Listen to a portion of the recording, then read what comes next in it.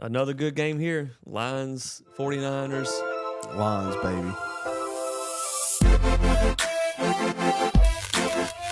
Taking the Lions. They're going to go into San Francisco. Let's be honest. That's not really a place that's intimidating. Yeah. I guess it's just is something for the with Cowboys. It's just something with the West Coast teams. But Dan Campbell, they're just an old school football team. They got an aggressive defense. I think their coordinator's name is it's something Glenn, like Aaron Glenn or something maybe. I think they're going to be very aggressive and blitzing. They're going to put it on Purdy. Yeah, and if they don't have Debo, that's a game changer. Yeah, especially in this game. Yeah. Because you've got a veteran quarterback on the other side. Right. You've got a great offense on the other side. Got a Whereas, good defense. the Packers did, but they still just had Jordan Love. Right. But now with the Lions, they've got Amon-Ra St. Brown. They've got Laporta. I mean, they've got everything they need on the offensive side of the ball. You've got a quarterback that's just won this game before. And they got Montgomery. Is it Gibbs? Yeah.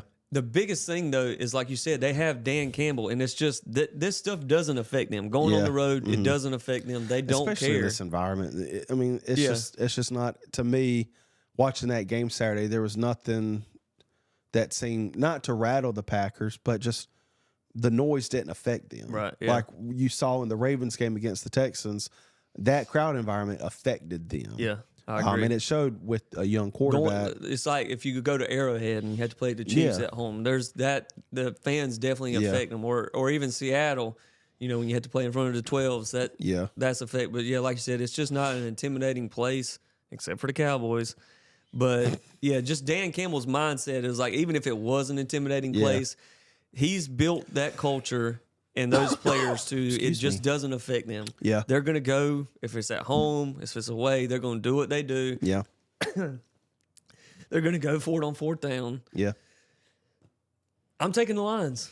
I'm going with the Lions too. I think that there's too much. I think that the pressure is obviously more on the 49ers. Like, you've been billed as the best team in the league all year. Yeah. You have, the best offense. All of these things. You're at home. You've been to the Super Bowl. You've been to the conference championship games, I don't know, the last 5 times. And they just haven't got it done. There's just so much pressure riding on them. You take away one of your best players, maybe, and Debo. Yeah. They said he's going to play, but, that he could play, but how effective will he be? And you got a quarterback who, for the last 3 weeks, has looked shaky. He didn't play the last game of the season. And then the game before that's the one he threw, 3 or 4 interceptions against the Ravens. He didn't look great, against the Packers. And like you said, the Lions have a defense that they know all these things. They'll just be aggressive against you and force you to say, hey, you're this young guy. You were an MVP candidate at one point. Show it to us. Yeah. But, I'm going with the Lions, like you said. I think we're in agreement on that one. Yeah. Just smash mouth. I love it. I love the way the Lions play. Heck, I might even become a Lions fan because Panthers worst. Dave Tepper's worst owner in sports. But just the way he carries himself, the way he is during the game, the players feed off of that. Right. And it's different when you compare like college and NFL because these are grown adults. Yeah, they get paid millions of dollars.